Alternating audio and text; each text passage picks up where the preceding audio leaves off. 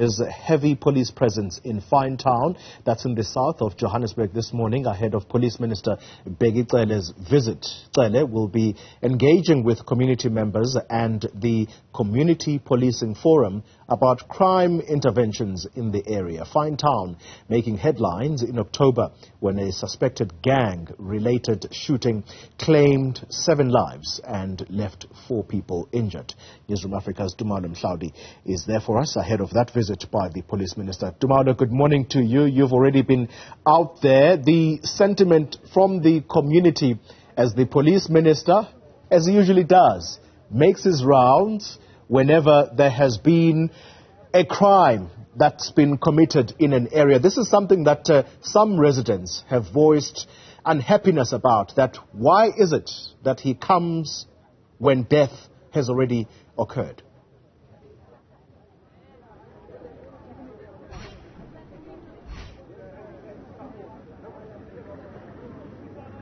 Indeed, Kole, you've nailed it right on the head there. And this is a sentiment that the community has been expressing right through this morning. In the time that I've been here, many are saying that the crime situation is out of control and that they feel that they need more police resourcing. Already, there is, of course, quite a strong, I would say, community policing forum presence on the ground. They're the ones who are trying to fill the gaps, so to speak, in terms of trying to police their own areas and get a grip on the crime wave that has been gripping this area for the longest time. They say that the unfortunate shooting earlier that happened here in the community and grabbed those, of course, national headlines is something that has been building up and something that is symptomatic of the crime wave that has been gripping the area for the last couple of years. But let's hear from the Community Policing Forum itself. I'm joined now by Mr. Peter Chazibane, who is the CPF chair. Mr. Chazibane, thanks for speaking to us on Newzroom Afrika. Please paint a picture for us. What is going on in this community and what is not happening in terms of policing? Okay.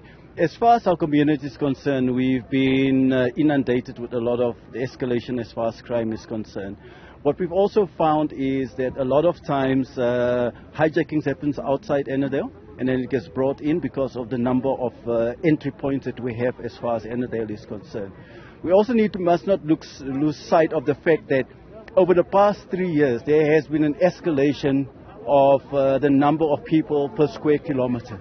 And I do believe that it has outgrown the capacity as far as what the Annandale police station can actually do. And I believe that's where we came in as the force multipliers, but we can only do so much. We have limitations as far as that's concerned. I must admit there has been a very good working relationship between ourselves and with SEPs. And obviously also reaching out to our neighborhood watches, which initially started to deal with crime within a specific location. We do believe that as we move towards the festive season, there's always some escalation as far as crime is concerned, and that has been very concerning.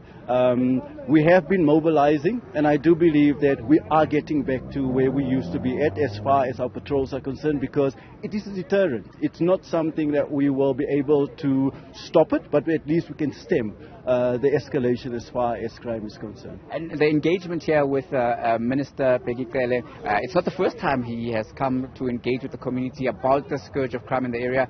What are you going to tell him now? What needs to be done, and what needs to be done as a matter of urgency in terms of your priorities as the people who are on the ground?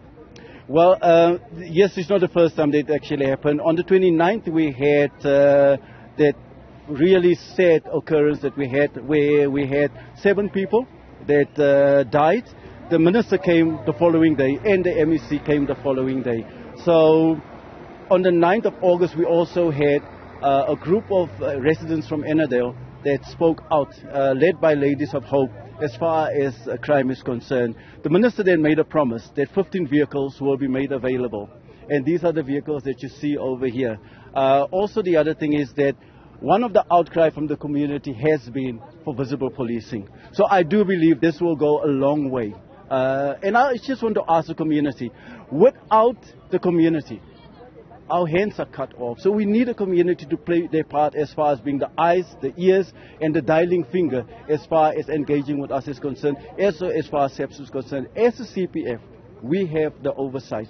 we will certainly make sure that what commitment was made by law enforcement as far as SSF is concerned, that we will follow up and ensure that we can actually give the service to our community that is really deserved. All right. Mr. Chazivane, thank you very much for that. And that is, of course, the CPF leader here in Annandale giving us a view of what is happening in terms of the CPF's own, attempts to try and get a lid on the crime situation. But as I walk here, I'm going to let my colleague Kolani Ndobu just give you these visuals. These are some of the items that members of a community patroller, the Black Chain Crime Stop community group that have been patrolling, have seized from what they say would be criminal elements. You could see that there's all sorts of paraphernalia. These are some of the things that are used to try and break into homes. You can see that there's a chain, a saw here that can be used to cut through chains. There's all sorts of spanners, and then there are what looks like firearms. We are told that these are not actually real firearms, but Toli, I can tell you that looking at these things, if someone pulls that out and puts it in your face, you would do whatever they would want you to do and hand over, because they certainly do look like real firearms. But let's get a bit more from the Finetown community patrollers. That's Nosipho Malgas. Nosipho, thanks for speaking to us here on Newzroom Afrika. Tell us a bit more about how, where and when these paraphernalia were seized, and what is your message that you're going to be bringing to Police Minister Bheki Cele today? Thank you, Sam. My name is Nosipho Malgas. All of this, as you can see, this is what you come across every night. Every night we are on the field from 6 o'clock until the early mornings. And then after the early mornings, we accompany the people to work where they work long distances. So this is the stuff that we come across. All of this is the stuff that we come across. What we would ask from Bheki Cele is, we are here, we are Finetown patrollers, and we started patrolling since February. We started this because there were even cars coming from outside into our community, and then they take everything, our stuff. The car was just parked, and they said open the gate, and then they take everything. Children were raped, and then that's when we as Finetown residents, as you can see, we are a group. There's so many of us. It's Black Chain, Finetown Black Chain patrollers.